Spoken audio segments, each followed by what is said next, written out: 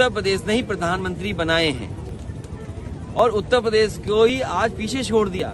ये सरकार कह रही है कि केवल 100 में 4 लोग बेरोजगार हैं। क्या ये सच है?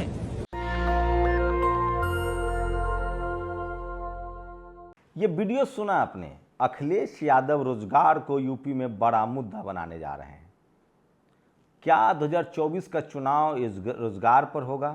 सवाल तो यही है और ये होता दिख भी रहा है। 2024 की तैयारी शुरू हो गई है और मैंने एक वीडियो डाला है, विश्लेषण है 2024 में प्लान बीजेपी। देखिएगा जरूर, अपनी प्रतिक्रिया दीजिएगा। लेकिन आज की वो तमाम बड़ी खबरें जो सोशल मीडिया पर वायरल है। ऑस्ट्रेलिया में 5 युवतियों से रेप करने के आरोप में धरा गया बालेश धनखड़ बीजेपी का प्रमुख एनआरआई नेता है। साल 2024 में ये ट्वीट किया है समाजवादी पार्टी के आईटी सेल ने। इसे आप देख सकते हैं। और रजत शर्मा ने इंडिया टीवी ने माफ़ी मांगी है। दरअसल कांग्रेस अध्यक्ष मल्लिकार्जुन खड़गे के नाम से उन्होंने एक गलत बयान ट्वीट किया था, जिसके लिए माफ़ी मांगी है। वही नासिर और जुनैद, सोचिए जिस तरह से गौरक्षा के नाम पर जुनैद और नासिर की हत्या की गई थी, अभी तक लोग प्रदर्शन कर रहे हैं। सवाल है कि इस खबर को कहाँ दबा दिया गया। सोचिए, मुझे इशू बनाया जा रहा है। मैंने कहा था कि आरोपी को आरोपी कहना चाहिए, हत्यारा नहीं। हम कोर्ट नहीं, हम फैसला नहीं देंगे। मैं फिर कह रहा हूँ, मैं संवैधानिक तरीके से पत्रकारिता करने का पक्षधर हूँ और मैं फिर कह रहा हूँ, आरोपी को हमें आरोपी कहना चाहिए। और तमाम लोग जिस तरह से मुसलमानों को आरोपी बनाए जाने पर ही आतंकी कहते हैं, वो उसी तरह का अपराध होगा। और इसलिए मैं कह रहा हूं कि हम जो लोग आपको मिसगाइड करें, मैंने न किसी को क्लीन चिट दी है, मैं होता कौन हूं क्लीन चिट देने वाला। जो आरोपी है वो आरोपी है, जो दोषी है वो दोषी है।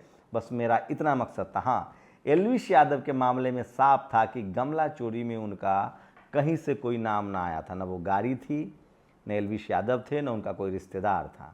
इसी को लेकर मुद्दा बनाया जा रहा है। खैर, संवैधानिक अधिकार है सबको अपनी बात रखने का। मैं फिर कह रहा हूँ, नासिर जुनैद की जिस तरह से हत्या हुई है, मैं इस पक्ष में हूँ कि किसी भी कीमत पर एक भी आरोपी बचने न पाए, चाहे वो किसी जाति किसी धर्म का हो। अगर किसी ने क्राइम किया है तो उसको सजा मिले। मैं बार बार कह रहा हूँ, मेरे दर्जनों वीडियो हैं जिसमें मैंने खासकर इस देश के जो शोषित वंचित समाज है, SC ST OBC माइनॉरिटी के लोग हैं, उनको मैं आगाह करता हूँ कि आप कभी भी किसी तरह के जातीय हिंसा या सांप्रदायिक हिंसा में शामिल न हो, क्योंकि आप बच नहीं पाएंगे, क्योंकि ये सिस्टम आपके खिलाफ है। इसलिए इस देश के खासकर SC ST OBC को तो कम से कम सामाजिक रूप से, राजनीतिक रूप से, कानूनी रूप से संवैधानिक दायरे में रहकर ही अपना काम करना चाहिए। आप शायद मनीष कश्यप भी नहीं हो सकते जिन पर आरोप लगे और आपकी गिरफ्तारी न हो और आप बच भी जाए। तो ये बड़ा सवाल है जो मैं आपको बता रहा था। तो अभी भी नासिर जुनैद के लिए लगातार प्रदर्शन चल रहा है। और मैं फिर कह रहा हूं, अब तक सवाल है कि हरियाणा पुलिस और राजस्थान पुलिस क्या कर रही है।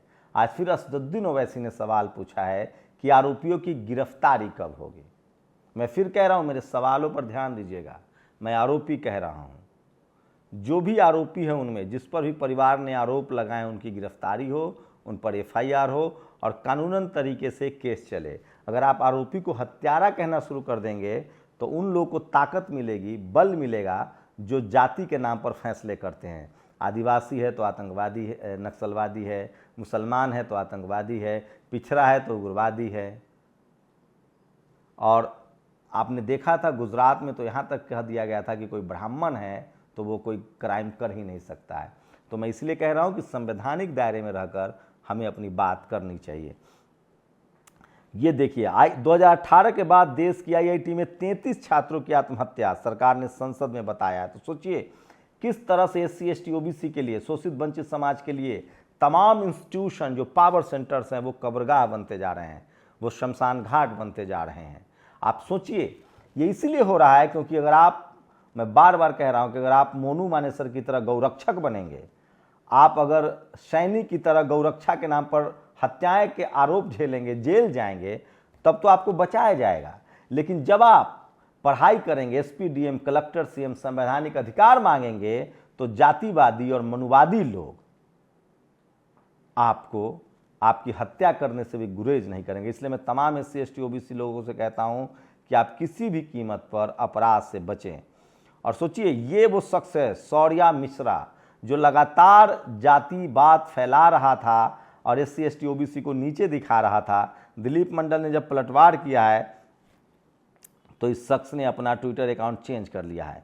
और ये शरारत भरा पोस्टर है, ये वो पोस्टर है खड़गे जी का जिसको लिखा गया था, उसके बाद उनको माफ़ी मांगनी पड़ी है। और बहुत ही दर्दनाक घटना है।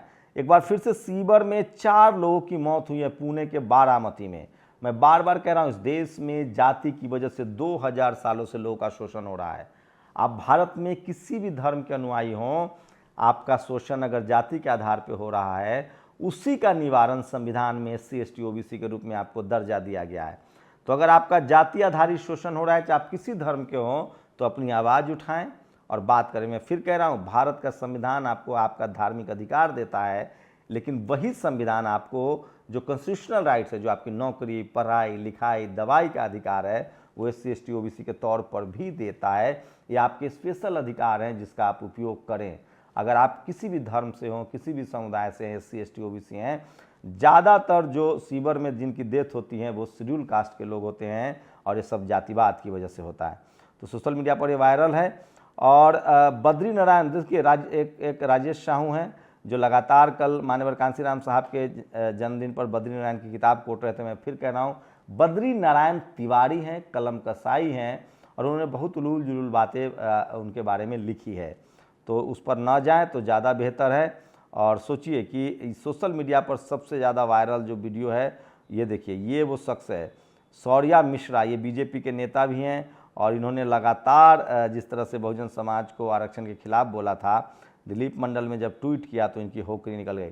BSP की मान्यवर कांसीराम साहब की जयंती पर ये रैली देखिए, BSP की ग्वालियर में बड़ी रैली हुई थी, और 8 लाख की आय पर 10% आरक्षण, और साथ ही बच्चों को विदेश में PhD करने के लिए $40,000। तो BJP एक बार फिर से सवर्णों का तुष्टीकरण कर रही है, उनको फायदा पहुंचा रही है। $40,000 मिलेगा, और पूर्व DM की पूर्व मंजूरी बिना ले सकेंगे SC ST की भूमि। ये खबर है रामराज वाले यूपी में, जहां SC ST की ज़मीन पहले बिक्री पर रोक थी, कोई SC ST ही खरीद सकता था, अब कोई भी खरीद सकता है। इस तरह के बेरोजगारों ने बिना कपड़े के मध्य प्रदेश में प्रदर्शन किया। ये सोशल मीडिया पर सबसे ज़्यादा वायरल खबर है। और SC ST की ज़मीनें ले जाएंगे, ये भी सबसे ज़्यादा वायरल खबर है। मैं इसीलिए कहता हूँ कि सोशल मीडिया ही सच्चा मीडिया है, सोशल मीडिया ही बहुजन मीडिया है। तो मैं फिर कह रहा हूँ, अगर भारत में जिस तरह के हालात हैं, आपको संवैधानिक स्थिति बनाए रखनी है, और अभी तक भी केस दर्ज होने के इन कुछ झूठी घोषणाओं से कुछ नहीं होता। चौहान शिवराज जी, देखिए ये किस तरह से यूपी में बेरोजगारी मुद्दा बन रहा है, और कोई फरियाद लेकर आएगा तो अफसर उसे मार कैसे सकते हैं। ये भी DK सिंह नाम के एक अफसर ने कई तमाचे मारे। ये ममता त्रिपाठी ने ट्वीट किया है सोशल मीडिया पर। तो यूपी के तमाम बड़ी खबरें हैं, लेकिन कोई मनीष कश्यप इसके बारे में बात नहीं करेगा। मैं इसीलिए कह रहा हूँ कि इस देश में जो पत्रकार हैं उनकी भी कम्युनिटी चेक कीजिए। अगर कोई पत्रकार SC ST OBC का है तो वो आपके हक अधिकार के लिए बात करेगा, अगर वो नहीं है तो वो नहीं करेगा।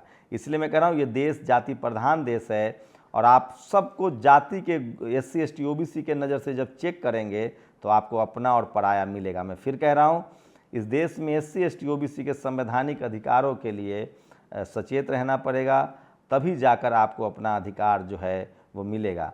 पूरी बातचीत पर अपनी प्रतिक्रिया जरूर दीजिए। ये खबरें आपके लिए ज़रूरी थी या नहीं थी? शुक्रिया। नेशनल दस्तक की आपसे गुजारिश है कि अगर इसको बचाना चाहते हैं तो नेशनल दस्तक को सब्सक्राइब करने के लिए रेड कलर के सब्सक्राइब बटन को दबाएं, फिर बेल आइकन की घंटी दबाएं। नेशनल दस्तक को बचाने के लिए बहुत जरूरी है कि हर खबर को शेयर करें, लाइक करें, कमेंट जरूर करें।